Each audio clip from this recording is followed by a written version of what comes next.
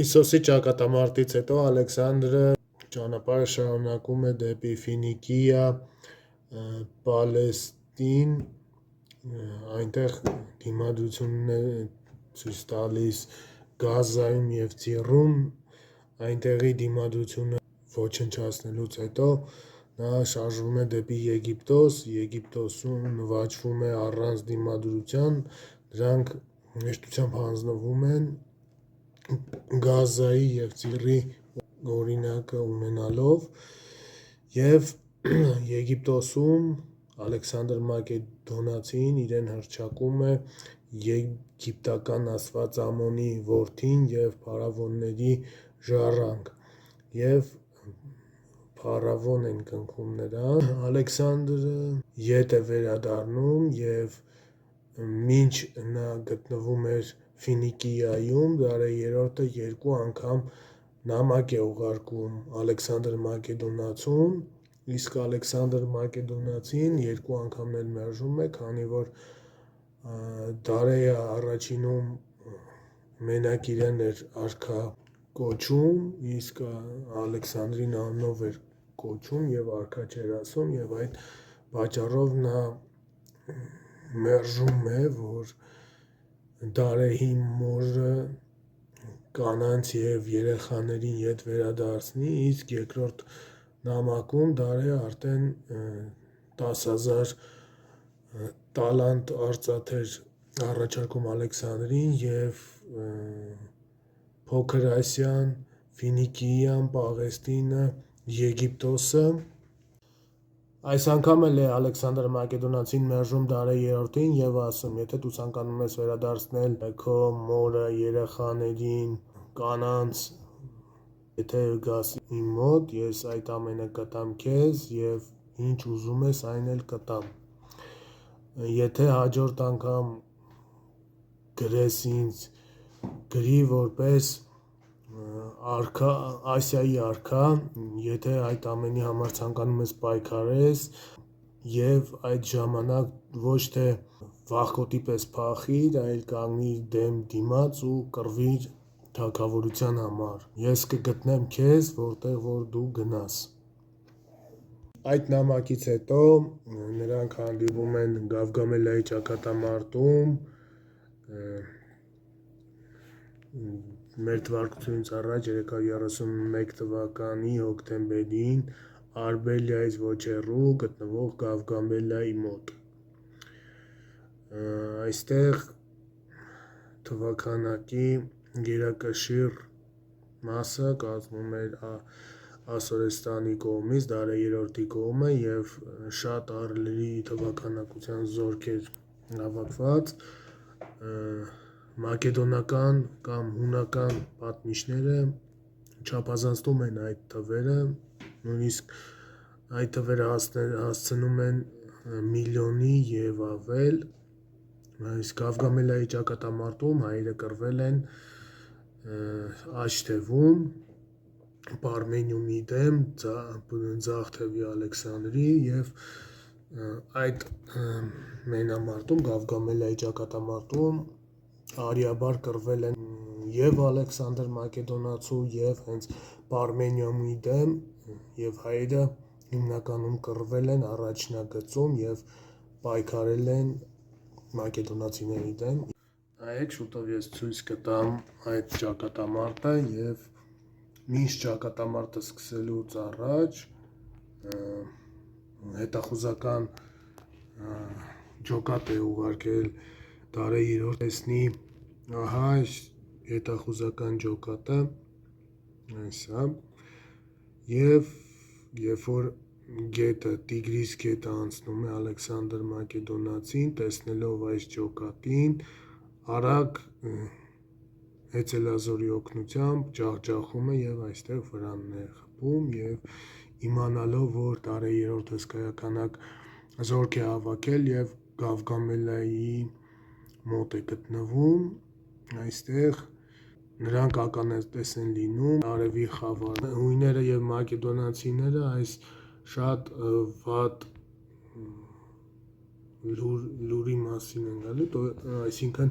նրանք մտածում են, որ իրենք կպարտվեն, բայց իրավիճակը փրկում են եգիպտական քրմերը, նրանք ասում են այս խավարումը նշանակում է, որ պարսկական զորքը լիովին կջախջախի եւ այդ դա է նախանշում եւ այդ ամենից հետո նրանք հեշտությամբ գալիս են ընդառաջ դարե երրորդին եւ ահա այս դաշտում էլ նրանք կռվում են այստեղ Ալեքսանդր Մակեդոնացին վրաններ է խփում այս լեռներում եւ գիշերը նա հանգստանում է նրա զորքերը իսկ դարե երրորդը ահա այստեղ է գտնվում դարե երրորդը գիշերը զորքերին մարտական դիրքերում է կանգնած լինում եւ նրանք ամբողջ գիշեր կանգնած են լինում եւ վախենում են դարե երրորդը որ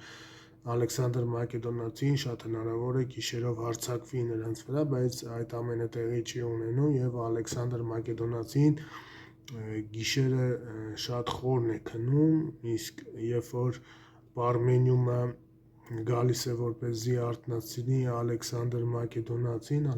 Մակեդոնացին Պարմենիումին ասում է որ նա ամեն ինչ կարգին է երբ որ դարեը եկել է եւ իրա դեմ մենք պետք է պայքարենք այդ ամեն ինչը հիանալի է վախենալ պետք չի եւ ամբողջ գիշեր դարե երրորդի զորքը սրանք մանկեղակիր մարտակարգերն են եւ այս սրանք ցանկանում էր ուշքու հարված տալ դարե երրորդը Ալեքսանդր Մակեդոնացուն բայց դա նրան չի հաջողվում այս սրանք պարսկական ուժեղ զորքերն են Սմերտնիկի ոնց որ ասում են այստեղ կենտրոնում գտնվում է դարեհը այս թվում գլխավորում է Բեսոսը Բակտրիայի եւ այստեղ Մազեին է գլխավորում հայկական միջարկետքի Բաբելոնի Սիրիայի սատրապների գլխավորությամբ իսկ դարե երրորդը կենտրոնում եւ ահա դիրքավորումը Ալեքսանդր Մակեդոնացու մի փոքր թեքետ եւ որպեսզի կարողանա ողջ զորքին մարտը վարել եւ Ալեքսանդր Մակեդոնացին գտնվում է աջ թևում ձիավորների աջ թևում իսկ Պարմենիումը ձախ թևում եւ այս թևը հիմնական հարվածն է ստանում եւ շատ ուժեղ պայքար է մղվում եւ պարտվելուց է բարձնում եթե աջ թևի Ալեքսանդր Մակեդոնացու զորքերը չհաղթեին եւ կենտրոնում խոճապի չմատնվեին եւ այստեղ Ալեքսանդր Մակեդոնացին հարձակվում է մի փոքր աջ է գնում եւ այստեղից նույն ինչ որ կատարում է Ալեքսանդրը նույն այդ ամենը կատարում է եւ պարսկական զորքերը եւ այստեղ պայքար է ընթանում հիմնականում դարե երրորդը ցանկանում էր օգտագործել իր ահռելի զորքի կարողությունները եւ շրջապատել Ալեքսանդր Մակեդոնացու զորքերին եւ ջախջախել քանի որ 1-2-ի էր նրա զորքի թվականակը այսինքն Ալեքսանդր Մակեդոնացուն մոտարպես 50,000-ի զորք ուներ իսկ դարե երրորդը 100-ից ավել այստեղ մանկեղավոր մարտակարգերը առաջ են շարժվում եւ այստեղ Ալեքսանդր Մակեդոնացու զորքերը ճեղքեր են բացում եւ այստեղից ոչնչացնում են մարտակարգերը այսպես ոչնչացնում են մարտակարգերին, իսկ ոմանք էլ կարողանում են առաջարժվել եւ նրանց էլ նույնպես ոչնչացնում են։ Դարը երրորդը կարար իր այդ ահռելի զորքի քանակը օգտագործել ընդդեմ Ալեքսանդր Մակեդոնացու եւ շրջապատել, ահա այստեղ մազերն է հարձակվում, այստեղ ինչպես ասեցի, կռվում են հայերը եւ շատ վատ դրության մեջ է գտնվում այս թևը եւ դարը երրորդը կարող էր շրջապատել, քանի որ այս թևը շատ ուժեղ պայքարի մեջ են բռնկվում եւ այստեղ Ալեքսանդր Մակեդոնացու ճեղք է առաջանում, այստեղ կապադովիկական զորքերն են ներխուժում այստեղ, բայց նրանց ոչնչացվում են, այստեղ հայկական, սիրիական եւ մի քանի այդպիսի զորքեր կարողանում են կռվել, ինչպես տեղյակ եմ, մոտավորապես 15000 հեծելազոր կար հայկական հեծելազորները եւ այստեղ նրանք կռվում են ընդդեմ Պարմենիումի եւ այս դեպքը չլիներ, դարը երրորդը հնարավոր է, որ շրջապատեր Ալեքսանդր Մակեդոնացու զորքերը, քանի որ այստեղ շատ ուժեղ պայքար էր ընթանում եւ կարող էր այստեղով ձիերը շրջապատեին ողջ զորքը։ Եվ այստեղ դարը երրորդի ձախ թևի հեծելազորները արդեն խուճապի մեջ են գտնվում եւ այստեղի հեծելազորին նա օգնության է կանչում եւ այստեղ նրա մոտ ճեղք է բացում եւ Ալեքսանդր Մակեդոնացին տեսնելով այդ ճեղքը թեքվում է եւ ահա այսպես հարվածում է հենց դարը երրորդի կենտրոնական մասին, այստեղ ֆալանգները առաջ են շարժվում, ինչպես գիտեք ոզնու պես էին նրանք եւ այստեղ ուժեղ մարդ է տեղի ունենում, այստեղ գտնվում է հունական վարձկանները, այստեղ նույնպես ինչպես Իսոսի ճակատամարտում դարեը շատ վատ դրության մեջ է գտնվում, փոխելով մարտակարգը փախուստի է դիմում եւ այստեղ եթե դարը երրորդը փախուստի չդիմեր, այլ պայքարը շարունակեր, այստեղ նույնպես կարող էին շրջապատել եւ ոչնչացնել ձիերին, հեծելազորին այստեղից եւ կարող էին շրջապատել ողջ Ալեքսանդր Մակեդոնացու զորքը, բայց դա տեղի չունեցավ, քանի որ դարը երրորդը փախուստի դիմեց։ Իսկ այստեղ Ալեքսանդր Մակեդոնացին ցանկանում էր դարը երրորդին հետապնդել, բայց սուրանակ է գալիս, որ այստեղ Պարմենիումի շատ վատ դրության մեջ է եւ նա ստիպված հետ է վերադառնում եւ ահա այստեղ հայկական զորքերը հետ նահանջելուց շրջապատման մեջ գտնվելով հանդերձ նրանք հարձակվում են հենց Ալեքսանդր Մակեդոնացու զորքերի վրա եւ իրենց նահանջի ճանապարհն են բացում եւ հեռանում են մարտի դաստից, ոչ թե այսպես ոչնչանում։ Եվ այդ ամենը շատ է ապշեցնում Ալեքսանդր Մակեդոնացուն եւ իր պլանները լիովին չի կատարվում, քանի որ դարը երրորդը փախուստի է դիմում եւ մոտավորապես 2 տարի Աքեմենյան տերությունը գոյատևում է։ Եվ այս միջադեպն է, որ պատճառ է լինում, որ դարը երրորդը կարողանա որոշ ժամանակ Աքեմենյան տերության արքան մնալ։ Հետաքրքիրն այն է, որ դարը երրորդը, ինչպես Ալեքսանդր Մակեդոնացին, թագավորության գլուխ է կայնել, այսինքն արքայի տիտղոսին է նստել հենց նույն թվականին, ինչ Ալեքսանդր Մակեդոնացին, այսինքն մերթվարկությունից առաջ 336 թվականին, բայց նրա կառավարումը տևել է մոտավորապես 6 տարի, քանի որ հենց 330 թվականին նրան սպանում են պարսկական զորքերի գլխավոր գեներալը Նաբարզանը եւ Բակտրիայի սատրապ Բեսոսը դավադրաբար սպանում են Դարեհ երրորդին եւ Ֆերրայի ճանապարհին թողնելով հեռանում են,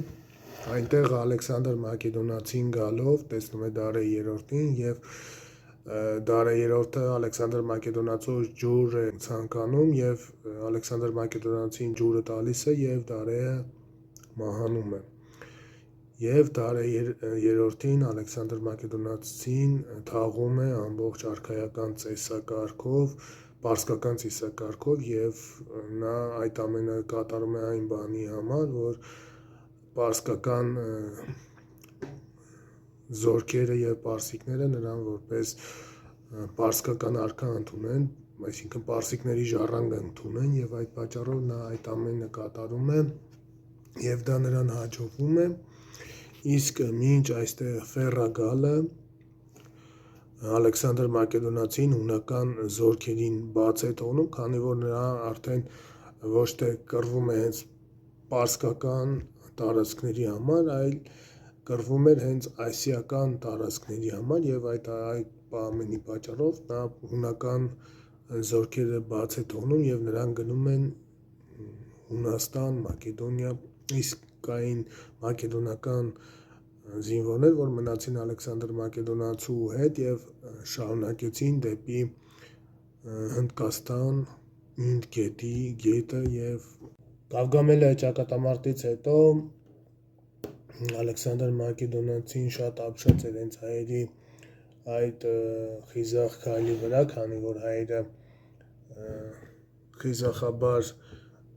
վատ դրության մեջ գտնվելով նահանջելիս հուժկու հարված հասցրեցին հենց Ալեքսանդր Մակեդոնացու գլխավորած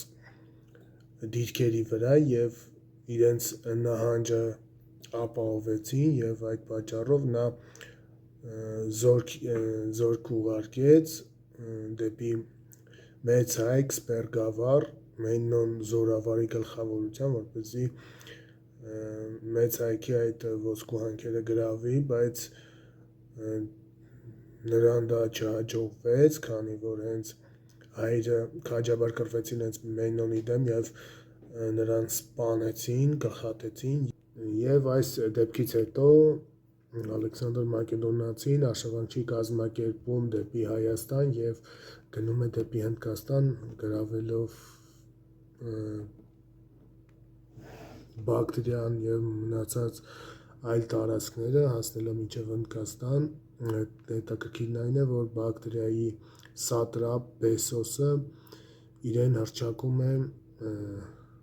պարսկական արքա եւ իրեն նոր անուն է տալիս Արտաքսես 5-րդ եւ այդ ժամանակ Ալեքսանդրը պետք է պայքարել հենց նրա դեմ եւ մի հետաքրքիր լեգենդ էլ կա կապված Ալեքսանդր Մակեդոնացու արշավանքների հետ հենց հայերի մասին, քանի որ Մեննոնը պարտվել էր Ալեքսանդր Մակեդոնացին որոշ տեղեկություններով ցանկանում է գնալ եւ գրավել Հայաստանը եւ հայկական բերդերից մեկը նա պաշարման մեջ է գցում եւ պաշարման մեջ գտնվող այդ բերդի պաշտպանները լավաշ են իջեցնում Պարիսներից ներքև եւ այդ ամենը Ալեքսանդր Մակեդոնացին տեսնելով թե հայերը ինչ խաղաղ նպատակներ ունեն եւ այդ դեպքից հետո նա չի ցանկանում գրավել Հայաստանը եւ այնտեղի շրջվում է եւ գնում է Մեդիա, Պարֆիա եւ այլ տարածքներ ով էր Մենոնը որոշ տեղեկություններ կան որ հնարավոր է լինի Կրանիկայի ճակատամարտի Մենոնը ում կոչում էին Ռադոսես Մեննոն նա որոշ տարբերակներով առաջին տարբերակով նա մտնում է ինքնական մտնում է Ալեքսանդր Մակեդոնացու զորքերի մեջ եւ կռվում է հենց նրա հետ Եվ այդ պատճառով նրան Ալեքսանդր Մակեդոնացին ուղարկում է հենց հայերի դեմ պայքարելու համար, բայց այս տարբերակը 50-50 է, քանի որ տեղեկություն կա, որ նա գնում է դեպի Էգեյան ծովում գտնվող կղզիները եւ այնտեղ պայքարում է ընդդեմ Մակեդոնիայի, ընդդեմ Ալեքսանդր Մակեդոնացու եւ այնտեղ նա մահանում է։ Այս երկու տարբերակները հստակ չեմ կարող ասել, որտեվ 50-50 է, բայց կա եւս մի պատճառ, որ կարող եմ ավելի շատ հավակնել հենց այն տարբերակի, որ այս Մեննոն էր, քանի որ Ալեքսանդր Մակեդոնացու դեմ մղած հայերի այդ պայքարը, եթե իրոք պարտվել է Ալեքսանդր Մակեդոնացին, դա նրա հմուտ զորավար լինելու համար որոշ ճեղքեր է տալի եւ այդ պատճառով նա եւ մյուս հույն պատմիչները կարող են հենց այս դրվագը չընդգրկել իրենց պատմության մեջ եւ այդ պատճառով ոնց որ սղվում է այս պատմությունը եւ ոչ մի պայքար էլ չի լինում, ինքնաբերաբար հայերը անցնում են հենց Ալեքսանդր Մակեդոնացու կազմի մեջ, բայց ես հստակ տեղեկություններ ունեմ, որ հայերը չեն անցնում եւ հունական բոլոր պատմիչների մոտ բոլոր երկրները զետեղված են, թե որ երկրներն են անցել հենց Մակեդոնացու կառավարության տակ, հետաքրքիրն այն է, որ Հայաստանը ոչ մի տեղ չի լինում եւ այդ պատճառով հավակնում եմ այն բանի մասին, որ հենց այդ Մեննոնը պարտության է մատնում եւ նրան այդ ամենը վերագրում են, որպեսզի այս պարտությունը ծածկեն